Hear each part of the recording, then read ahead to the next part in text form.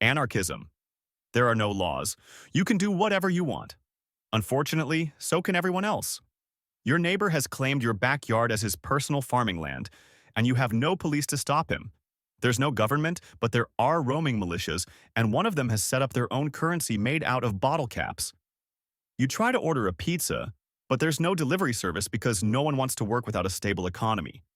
You miss having a basic social contract, but suggesting that makes you sound like the man. Fascism. Everything is clean, efficient, and disciplined. The trains run on time, for once, and people are very patriotic.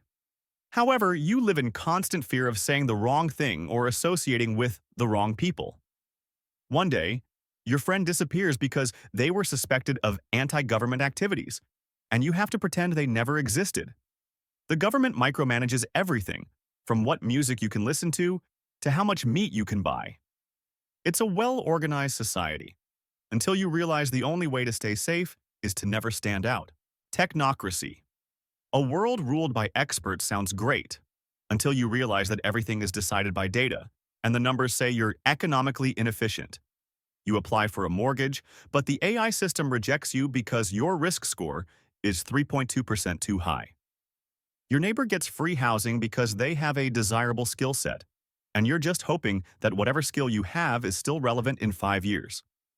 There are no political scandals, but elections are replaced by an annual efficiency review that determines if leaders are still useful. Theocracy. Your morning starts with mandatory prayer and ends with government-approved bedtime stories about morality. Every law is based on religious doctrine, so even if you're not religious, you better act like you are. You get arrested for wearing shorts that are too short and are sentenced to community service, which consists of reciting prayers for 8 hours straight.